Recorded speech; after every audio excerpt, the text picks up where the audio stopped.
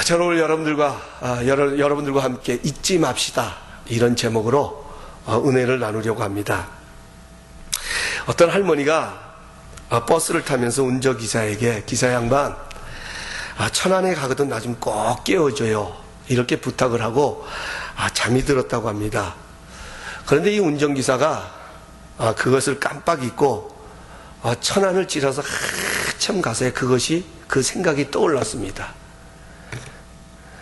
참, 할머니가 깨워달라고 그랬는데, 아니 지금 천안을 지나서 여기까지 왔는데 어떻게 하지? 그렇다고 할머니를 여기다 내려드리면 할머니가 혼자서 찾아가시기도 힘드실 텐데, 이 운전기사 큰 고민거리가 생긴 겁니다.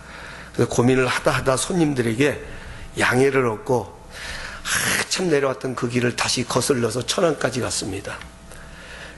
그리고 이 기사분이 할머니 일어나세요, 천안에 다 왔어요 라고 할머니를 깨우니까 할머니가 일어나시면서 응, 천안 다 왔어, 이제 반 왔구만, 그렇게 이야기하더랍니다. 제가 이 글을 읽으면서요, 참 황당하다고 생각했어요. 야, 우리 할머니 참 황당하시다. 그런데요, 제가 이 글을 읽으면서 할머니도 참 황당하시지만 기사 아저씨가 잊어버리지만 않았어도 여러 사람 고생하지 않았을 것입니다. 기사 아저씨가 그 할머니의 부탁을 잊지만 않았더라면 이렇게 불필요한 고생을 하지 않았어도 될 것입니다. 여러분, 우리도 신앙생활을 하면서 꼭 잊지 말아야 할 것이 있습니다. 특별히 우리가 이 험한 세상 가운데서 살아가다 보면 우리의 믿음이 흔들리는 그런 환경을 만날 때도 있습니다. 그런 환경 가운데서도 우리의 믿음이 흔들리지 않고 견고하게 되기 위해서는 꼭 잊지 말아야 될 것이 있습니다. 첫 번째로는 내가 누구인가를 잊지 말아야 합니다. 사실 자기가 누구인가를 아는 것만큼 중요한 것도 없습니다. 자기 자신을 올바로 아는 만큼 그 아는 지식이 자기를 지켜주고 보호해주는 것입니다. 저는 아주 가끔, 자주가 아니라 아주 가끔 어떤 모임이나 어떤 회의에 참석했다가 본의 아니게 제 마음에 분노를 품을 때가 있습니다. 이것은 누구를 미워해서 갖는 분노가 아니라 거룩한 분노라고 하는 것이 있어요. 꼭 저렇게 해야 되는 것인가? 꼭 저래야만 되는 것인가 하는 그런 분노가 제 마음에 자리 잡을 때에 저는 그것을 넘기는 방법이 있습니다. 그것이 바로 뭐냐면 내가 누구인가를 생각하는 거예요. 어떨 때는 그런 환경이 찾아올 때에 제게 꼭 찾아오는 생각이 있었는데, 그래도 내가 목사인데, 그래도 이 자리에, 이 모임이 목사님들의 모임인데, 그래도 이 자리가 예수 믿는 사람들의 모임인데, 내가 마음에 화가 나고 분노가 난다고 내 생각대로 한다고 하면 내가 저 사람들과 저 세상 사람들과 다를 것이 무엇이 있겠는가 하는 이런 마음이 자리 잡을 때가 있습니다. 그런 마음이 자리 잡으면서 그 위기, 그 고비를 넘기게 됩니다.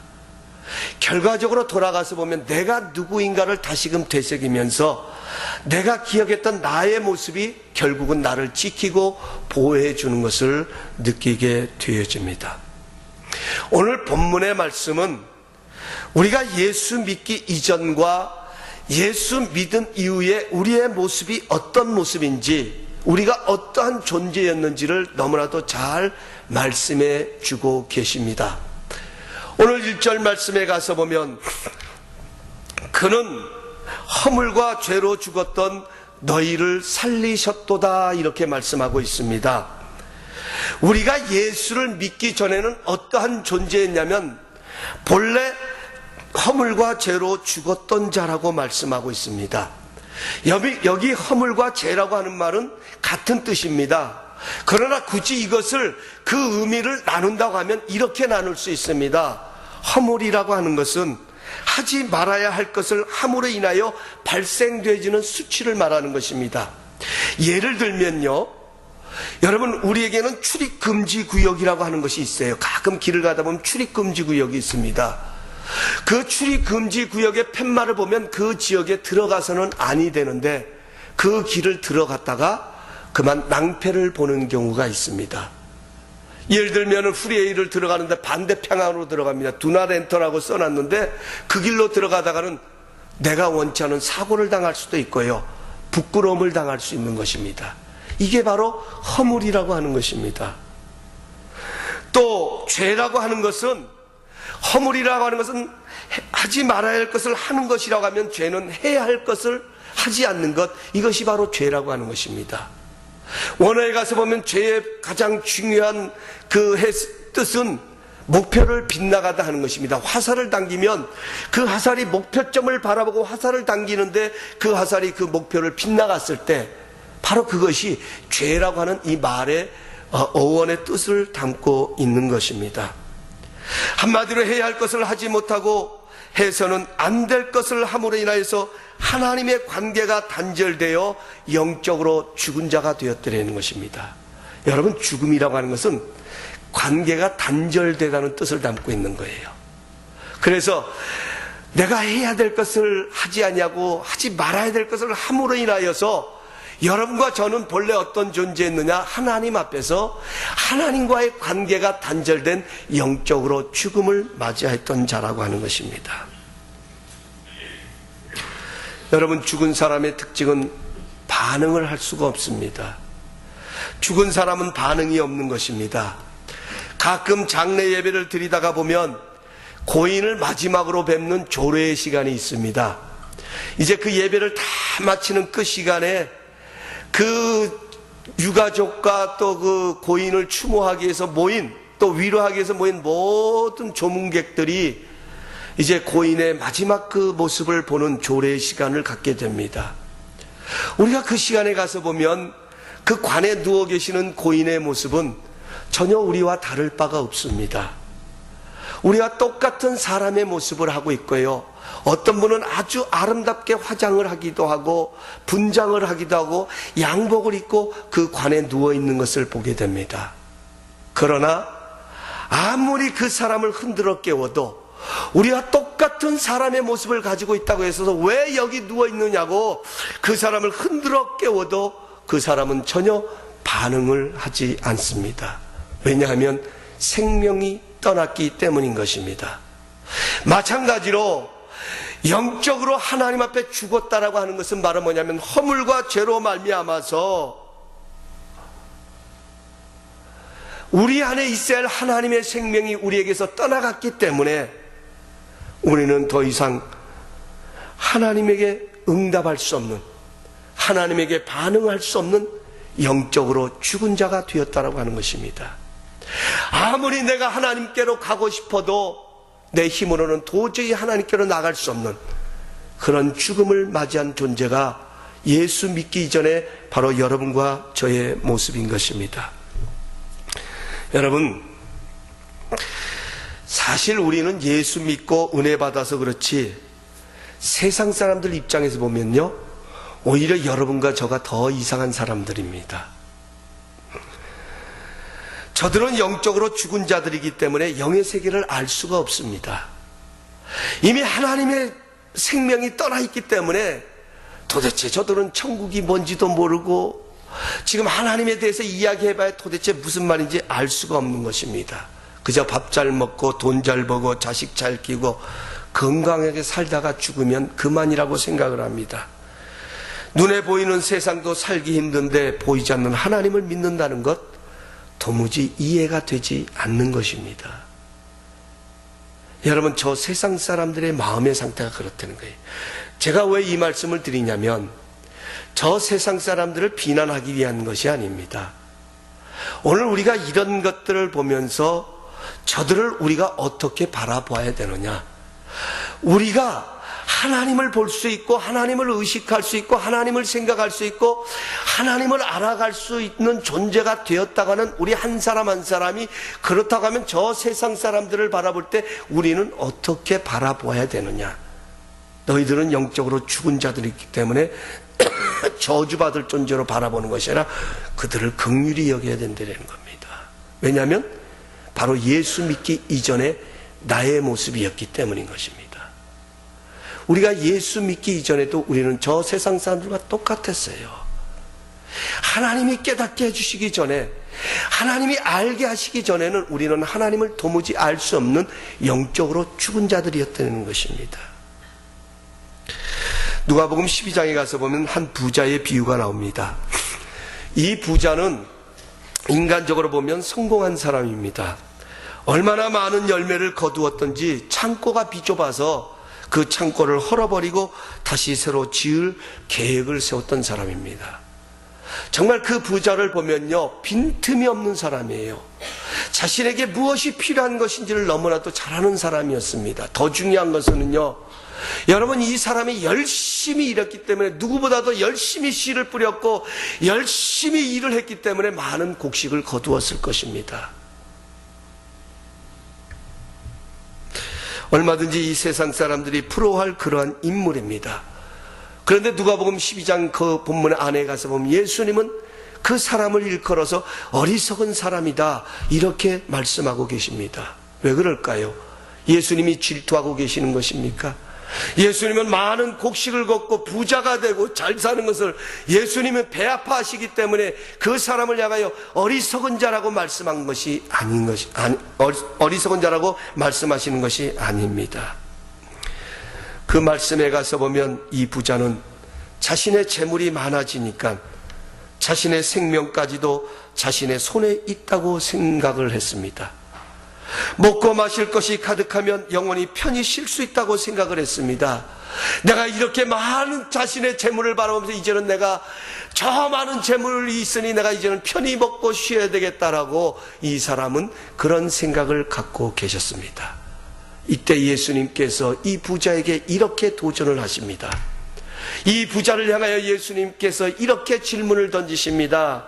어리석은 자여, 오늘 밤에 내 영혼을 내가 도로 취하면 그 많은 곡식들, 그 많은 재물들이 네 것이 되겠느냐?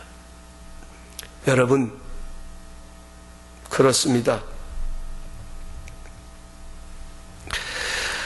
물론 부자가 남긴 많은 재물들은 남은 유가족들이 남은 생애를 넉넉하게 쓰며 살아갈 것입니다. 그러나 예수님이 보셨던 이 부자의 어리석음은 죽음 뒤에 남겨놓았던 그의 모습인 것입니다. 죽음 뒤에 남겨놓은 재산이 아니라 하나님 없이 살다가 하나님 없이 죽어가는 그의 인생의 삶을 하나님은 어리석다라고, 예수님은 어리석다라고 비유하고 계시는 것입니다. 그렇습니다. 여러분, 우리는 이 세상을 열심히 살아야 됩니다. 하나님의 많은 재물의 축복도 받아야 합니다. 우리는 건강하게 살아야 됩니다. 우리는 행복하게 살아야 됩니다. 우리는 기쁨 가운데 살아야 합니다. 그러나 그 모든 것이 하나님 안에서 이루어지는 축복이 되어야 되는 것입니다. 아무리 많은 재물이 있어도요, 그 재물이 전부인 것 양 그 재물을 추구하고 살다가 내 죽음 이후에 영원한 세계를 보지 못하는 그런 어리석음을 범하지 말라라고 예수님은 교훈하고 계시는 것입니다.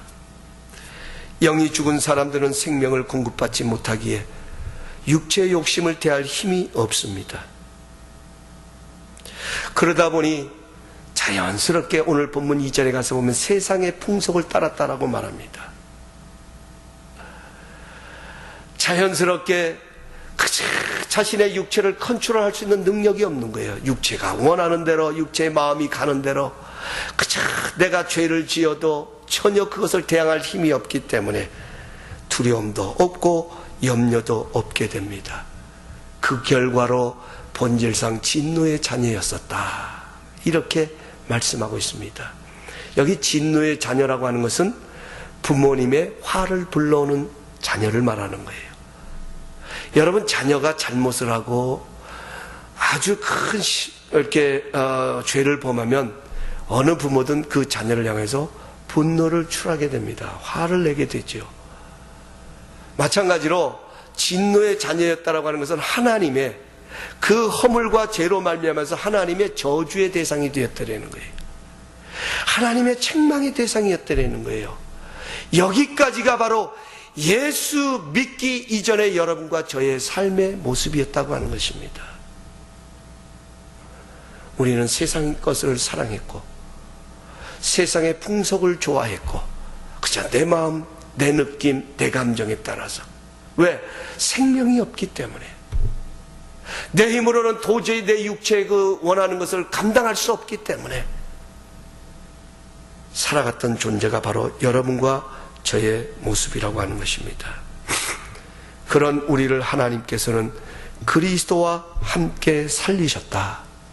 이것이 바로 예수 믿고 난 우리의 모습인 것입니다. 중요한 것은요, 그리스도와 함께라고 하는 단어입니다. 내 힘으로, 내 능력으로 내가 다시 살아난 것이 아니라 그리스도와 함께 하나님께서는 나를 다시 살려주셨다. 이것이 예수 믿고 받은 축복인 것입니다. 예수 믿고 난 이후에 우리의 모습인 것입니다. 여러분 기억하십시오. 기억하십시오. 우리는 하나님의 진노의 대상이 아니라고 하는 것입니다.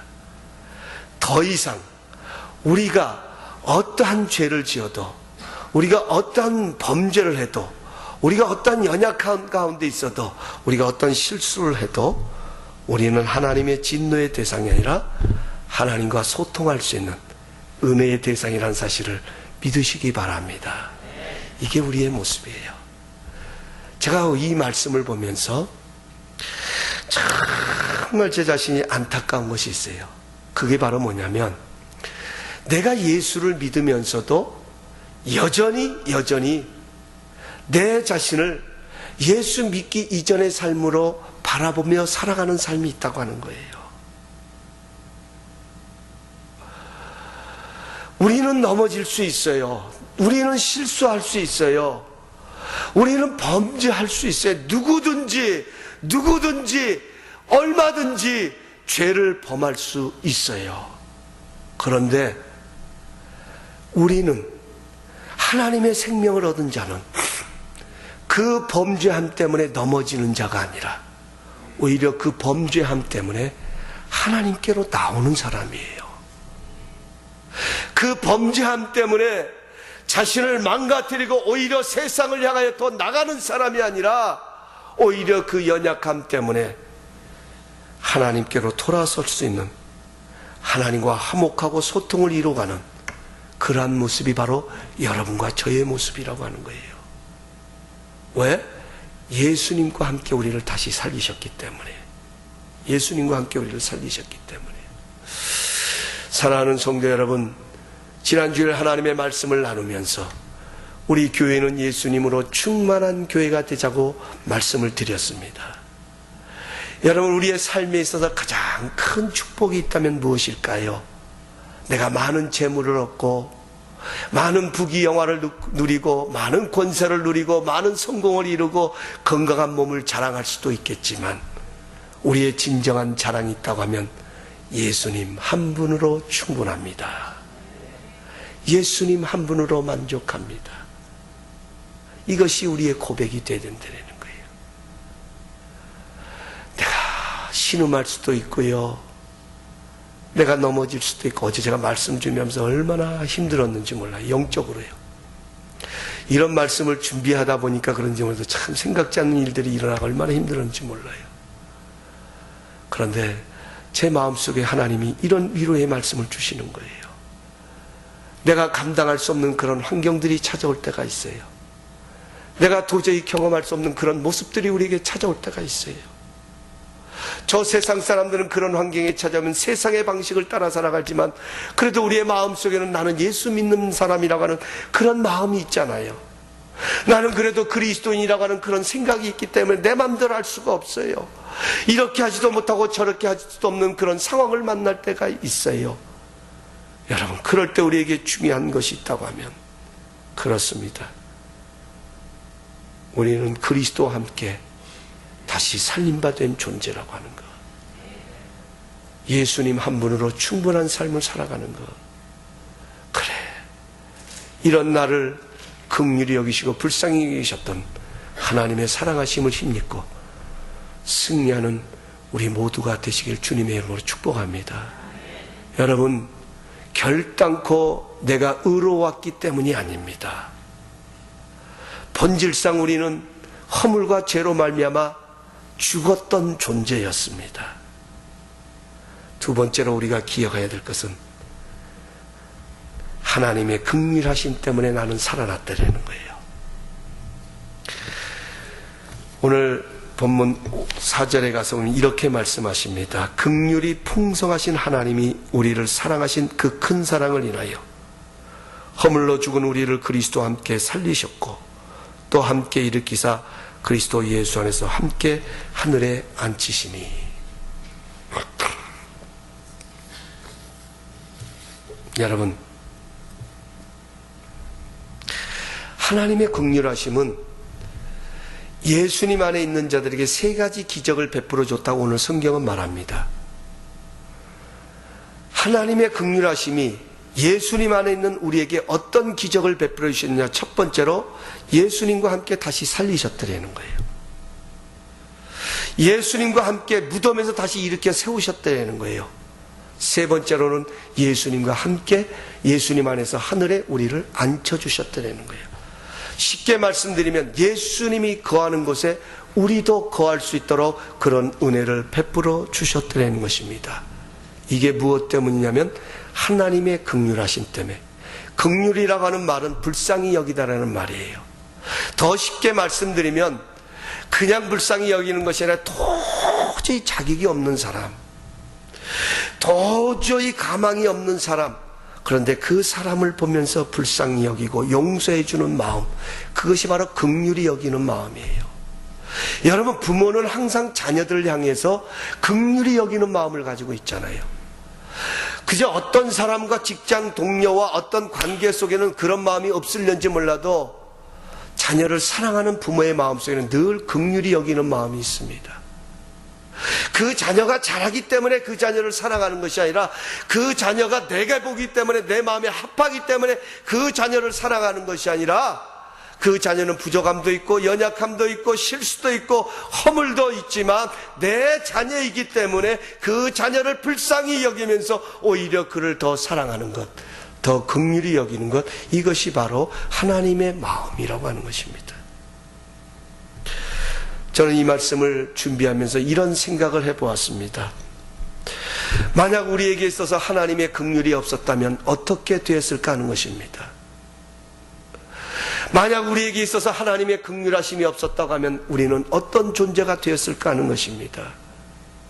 여러분, 우리는 하루 24시간을 살아갑니다.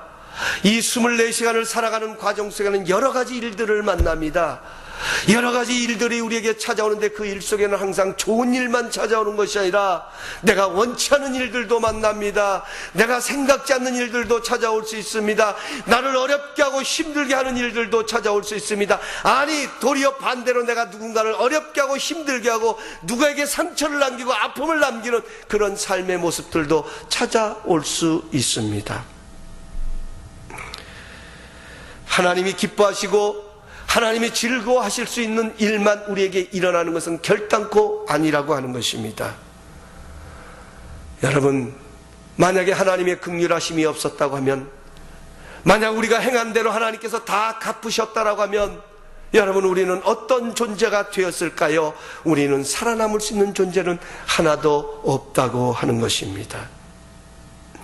하나님의 긍휼하심 때문에 그런 가운데서도 불쌍히 여기신고 그런 가운데서도 넘어지고 또 넘어지는 나의 모습을 보시면서도 너는 내 것이라고 변함없이 우리를 사랑하여 주시는 그 하나님의 긍휼하심 때문에 우리는 다시 일어설 수 있는 것이고 우리는 다시 그 하나님의 은혜의 자리에 앉을 수 있는 줄로 믿습니다.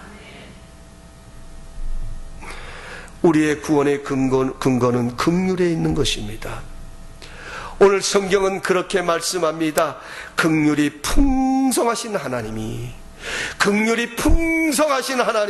우리를 사랑하신 그 큰 사랑을 인하여, 여러분, 하나님의 긍휼하심은 우리의 죄보다 더 크시더라는 거예요.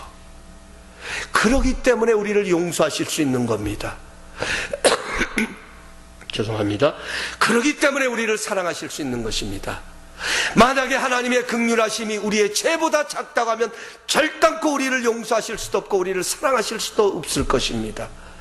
그러나 오늘 성경에 기록된 것처럼 하나님의 긍휼하심은 우리의 죄보다 크고 크시기 때문에 우리의 모든 것을 용서하실 수 있다라고 하는 것입니다. 하나님의 긍휼하심은 마치 마셔도 끊어지지 않는 샘물과 같다라고 하는 것입니다. 여러분, 세상의 물은 마셔도 끊어질 수 있지만 하나님의 긍휼하심은 지금도 변함없이 우리 가운데 부어지고 있다는 사실인 것입니다. 사랑하는 성도 여러분, 우리가 잊지 말아야 될 것이 있습니다.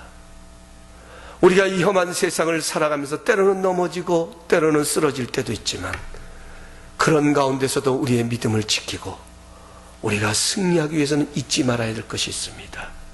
그것은 우리는 하나님의 긍휼하심 때문에 살아가는 존재라는 것입니다. 하나님의 긍휼하심 때문에. 하나님의 사랑하심은 식지 않는 사랑입니다. 하나님의 은혜는 과거에만 한정된 것이 아니라 오늘도 내일도 이어지고 있습니다. 우리는 과거, 현재, 미래를 나누어서 생각하고 살아가지만 영원하신 하나님께서는 하나님께 있어서 과거, 현재, 미래도 다 동일하다라고 하는 것입니다. 어제나 오늘도 영원토록 동일하신 하나님. 이 말씀은 바로 뭡니까? 하나님의 은혜는 중단되지 아니하고 지금도 계속해서 부어지고 있다는 말씀입니다. 사랑하는 성도 여러분, 2011년도 우리 교회 신앙의 표는 하나님과 동행하라입니다. 하나님은 우리 모두를 하나님과 동행하는 존재로 지으셨습니다. 우리가 누려야 할 기쁨이 있다고 하면 하나님과 동행하는 기쁨입니다. 하나님과 동행하기 위해서는 날마다 하나님을 향하여 우리는 달려가야 합니다. 내 인생의 뜻대로 되지 않을 때에, 내게 큰 문제가 닥칠 때에 우리는 문제를 향하여 달려가지 말고 우리를 긍휼히 여기시는 하나님의 긍휼하신 그 사랑을 향하여 우리는 달려나가야 합니다. 이것이 우리의 믿음의 삶의 모습이라고 하는 것입니다. 오늘 12시에 우리 무릎으로 세워지는 교회 중보 기도회를 가지면서 얼마나 제 마음속에 성령님이 감동을 주시는지 쏟아지는 눈물을 주체할 수가 없었습니다. 여러분, 우리 교회를 보아도, 우리 성도님들의 가정을 보아도, 내 자신을 보아도 그 어느 때보다도 하나님의 긍휼하심이 절대적으로 필요하다라고 하는 것입니다. 하나님의 긍휼하심 때문에 우리는 살아갈 수 있는 겁니다. 내 힘 가지고는 도저히 나를 넘어뜨리려고 하는 어둠의 것을 대적할 능력도 없고요, 내게 찾아오는 이 환경을 이겨나갈 힘도 없고요, 지금 내게 당면한 이 문제를 해결할 그러한 능력도 내게 없다고 하는 것입니다.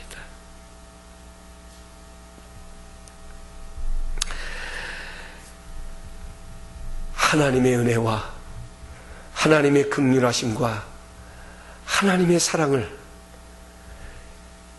향하여서 마음을 열어놓고 살아갈 수 있는 우리 모두가 되길 원합니다. 제가 삭개오의 이야기를 여러분에게 나누려고 합니다. 여러분이 잘 아는 말씀이지만, 여러분, 삭개오는 예수님을 만나기 이전의 삶과 예수님을 만난 이후의 삶이 분명했던 사람입니다. 삭개오는 예수님을 만나기 이전의 삶은 모든 것이 세상에 초점이 맞춰 있던 사람입니다. 재물이 있으면 그는 얼마든지 행복하다고 생각했기 때문에 그는 세리장으로서 세금을 걷어들이는 사람으로서 자신의 동족이든 어떤 사람이든 어려운 사람이든 힘든 사람이든 관여하지 않냐고 그는 열심히 세금을 걷어들였던 사람입니다. 그의 인생의 목표는 오로지 어떻게든지 많은 세금을 걷어들여서 자신의 이스라엘을 통치하던 로마에 충성된 사람이 될 뿐만 아니라 자신의 생애도 그 재물로 행복하게 살아가기를 원했던 사람입니다. 그런 삭개오가 어느 날 예수님께서 그 지방을 지나신다는 소식을 듣고 뽕나무 위로 올라가서, 성경에 가서 보면 예수님이 어떤 사람인가 알기를 원해서 그가 뽕나무에 올라갑니다. 그리고 그 뽕나무에 올라갔다고 하는 그 이유 중에 하나는, 왜 삭개오가 뽕나무에 올라갔느냐, 여러 가지 학설들이 있지만 중요한 것 중에 하나는, 뽕나무는 입이 큰 나무입니다. 그래서 밑에서는 웬만해서는 보이지 않는 나무랍니다. 그러나 나무에 올라간 사람은 모든 것을 볼 수 있는 것이 뽕나무래요. 그래서 삭개오는 뽕나무로 올라갑니다. 왜? 그는 항상 피해 살아갈 수밖에 없는, 동족으로부터 인정받지 못하는 삶을 살기 때문에 늘 고독하고 외로운 삶을 살아가기 때문에 그날도 예수님을 보기를 원하지만 덩당하게 그들의 무리 속에 들어갈 수 없어서 그는 뽕나무 위에 올라갔을 것입니다. 이것은 성경에 있는 확실한 이야기가 아니라 추측에 불과합니다. 중요한 것은 예수님이 먼저 삭개오를 보셨습니다. 삭개오가 예수님을 발견하고 예수님께 내려온 것이 아니라 예수님이 먼저 뽕나무에 올라간 삭개오를 보시고, 삭개오야 내려오라, 내가 오늘 밤 내 집에 유하여 여겼다고 예수님은 그를 불러주셨습니다. 이 소식을 들었던 삭개오는 지체하지 않냐고 그 뽕나무에 내려와서 그 예수님을 자신의 집으로 모시고 갑니다. 여러분, 자신의 집이 어떤 집입니까? 죄인의 집입니다. 인정도 없는 집입니다. 세상 사람 누구도 동정을 갖지 않는, 다 고개를 돌린 그런 죄인의 집인 것입니다. 그 자신의 집으로 예수님을 모시고 갔을 때에 삭개오의 마음은 어땠을까를 생각해 봅니다. 많은 사람들은 수군수군 되기를 시작합니다. 저 예수라는 사람이 어떻게 저런 죄인의 집에 들어갈 수 있느냐고 많은 사람들이 수군수군 되기를 시작합니다. 그러나 예수님은 아랑곳하지 아니하시고, 병든 자에게 의원이 필요하다라고 하시, 건강한 자에게는 의원이 있을 데가 없고 병든 자에게 의원이 필요하다라고 하신 말씀, 나는 의인을 부르러 온 것이 아니라 죄인을 부르러 오셨다라고 하신 예수님의 목적을 가지시고, 변함없이 예수님은 그들의 소리에 아랑곳하지 않으시고 삭개오와 함께 즐거운 마음으로 삭개오의 집을 향하여 갔습니다. 자신의 집에 들어온 예수님 앞에 삭개오는 감동을 한 것입니다. 자신의 집에 들어오셔서 자신의 집에서 유하시는 예수님의 모습을 보면서 이 삭개오는 너무나도 감격이 되었던 것입니다. 야, 나라고 하는 자를, 저 예수님이 나를 이렇게 사랑하여 주셨구나. 내 형제들도, 내 동족들도 내가 행한 행실 때문에 나를 미워하고 나를 거들떠보지 아니고 누구 하나 나에게 관심을 두지 않았는데, 예수님은 여전히 나를 사랑하여 주셨고 예수님은 여전히 나를 구원하여 주셨구나. 이 감격이 삭개오의 마음에 밀려 들어오기를 시작합니다. 그리고 그는 그에게 이렇게, 예수님에게 이렇게 고백을 합니다. 만일 내가 남의 것을 토색한 것이 있다고 하면, 내가 남의 것을 비합리적으로 그것을 빼앗은 것이 있다고 하면 제가 4배로 갚겠습니다. 4배로 갚겠습니다.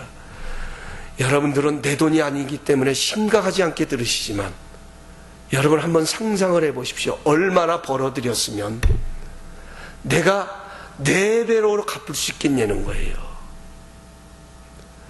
여러분, 어떻게 삭개오가 이렇게 변화될 수 있었을까요? 어떻게 삭개오가 이런 사람으로 바뀌어질 수 있었을까요? 그것은 한 가지입니다. 자신을 사랑하시는 하나님의 사랑하심을 믿었기 때문에, 자신을 사랑하시는 하나님의 사랑하심이 어떤 것인가를 깨달았기 때문에, 자기를 긍휼히 여겨주시는 하나님의 긍휼하심이 어떤 것인가를 그는 발견했기 때문에,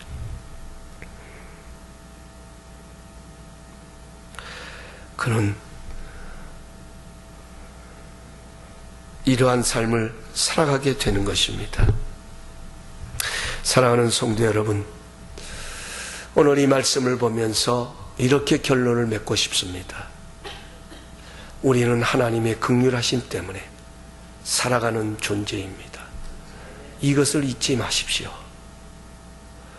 우리는 하나님의 긍휼하심 때문에 살아가는 존재라는 사실을 여러분이 인정하신다고 하면, 우리는 날마다 그 하나님과 동행하기를 기뻐해야 할 것입니다.